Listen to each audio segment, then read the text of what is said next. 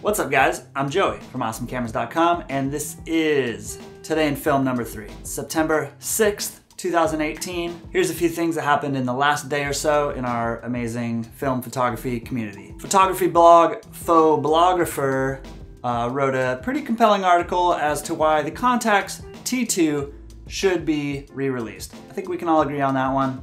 That would be pretty awesome. Coming in on YouTube, we got King Japes again. Pretty great video out of this guy. I really enjoyed it. It's about making money or not making money in photography and really treating it as an art before you go and try to make money with it. So many people grab a camera, they're like, hey, I can make money with this, which is fine. But he's arguing that you should really get really good at it and start making images you're proud of, where you feel like you should be getting paid for them, then go out and try and find work. I'm not sure, but I feel like this guy must have been watching King Japes because shortly after he posted that video, Peter McKinnon, YouTube powerhouse in the photography and videography world, put out a video called How to Make Money with Photography. So King Japes, I think he's watching you. I'm pretty sure Peter McKinnon watching King Japes, and you should be too. Next up, AOWS, or as we call it here, AOWS. Put out a new video from his road trip through the US. This is, I guess, number 30 in his series, where he had a road trip across the US. It's very cinematic. It was through, I believe, Zion National Park in Utah. And it's just a good all-around mix of photography from a few different cameras he uses. Definitely worth taking a look at. Especially if you've never been to Zion or Utah in general. It's beautiful there, and just the scenery, definitely worth checking out. After that, our pal Travis Mortz announced he's doing a workshop in Washington, D.C. If you're in D.C., looking to get into film, just starting out with film, you know a bit about film, he could definitely give you a few tips, a few pointers, or just some inspiration. He's a very avid film shooter. You will not catch this guy with a digital camera. All right, that's all for the YouTube channels today. Before we get on to some podcasts I want to share with you, we got a bit of business to handle. I've got a t-shirt for one of you. So what I'm gonna do is pull out my phone, get into the comments on the last video, and pick somebody randomly. So I'm just gonna scroll to the bottom here, make sure they're all loaded. Thanks so much for all the kind words, by the way, guys. Really means a lot to me, and I love the encouragement. Makes me want to just keep doing more of these videos. All right, so here's what we're gonna do. We got all the comments loaded up right here. So I'm just gonna give it a couple swipes here. Pull up, hold down, bump, bump, and stop it. And that is our comment. Amplifier headache. Amplifier headache. I'll be in touch. We're gonna get you a t-shirt, all right? All right, on with the show. Let's talk about podcasts. Something new here. Yes, it's been my plan to introduce blogs, podcasts, YouTube channels, Instagram users, wherever else this film community exists. I want to shed some light on those places. These are just the ones that I frequent most often. So if you have any other suggestions, be sure to leave those in the comments for me below. Podcasts. If you're not already following this one, you messed up. Film Photography Podcast. It's right there in the name.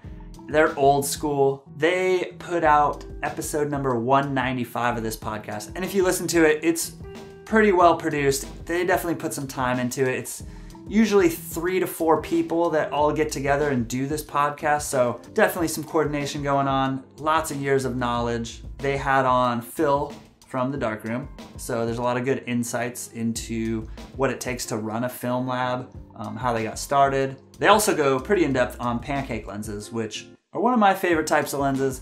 It's just those lenses that are, shorter than they are fat usually. They're nice and thin, nice and tiny. I've got this Contax one that's super tiny. I love it. So definitely worth a listen. Again, all links for anything I talked about are down below. Next up is the Analogue Talk podcast. A great listen, as always. That one's hosted by Chris Bartolucci, who I've mentioned in past episodes, and Timothy Ditzler. It's a great listen. They Skype in, they usually have a guest. This time was a girl named Alex from Tel Aviv. So she's a street photographer out in Tel Aviv. And it was just really interesting to get another person's perspective from the other side of the world on photography in general, but street photography as well. Last but not least, these guys I really like. They've been my driving podcast for the last couple couple months here. I found them a few months ago, but that is the Negative Positives podcast. That's hosted by Mike Gutterman and Andre Dominguez. They're just two likable dudes. Love listening to them. I feel like I could just get right in there and get talking with them, and we could make a never-ending podcast, the three of us. It would be the first live podcast that just literally never ends, and it's just a 24 hours a day for eternity podcast, and we would just never shut up, the three of us. I feel like we would just off into the sunset. This episode is number 163. It was actually just Mike Gutterman.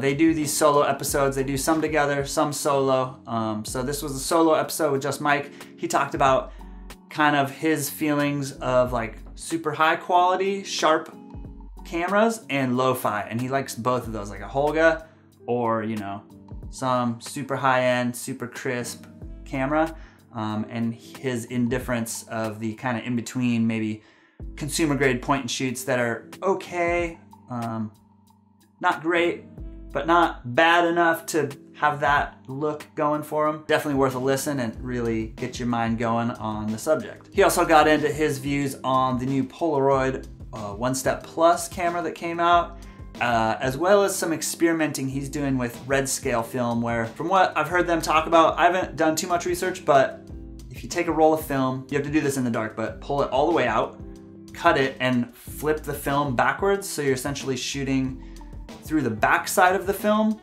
It gives it a red scale, like a red tone to it, and it sounds interesting, but he's going through his experimenting with that, and that podcast, definitely worth a listen. It's about 20 minutes long, so a real easy listen if you have a little drive to work. All right, as always, guys, if you're new here, subscribe to this channel. I'm gonna be putting out a lot more of these in the future. I wanna make sure you all get notified of them.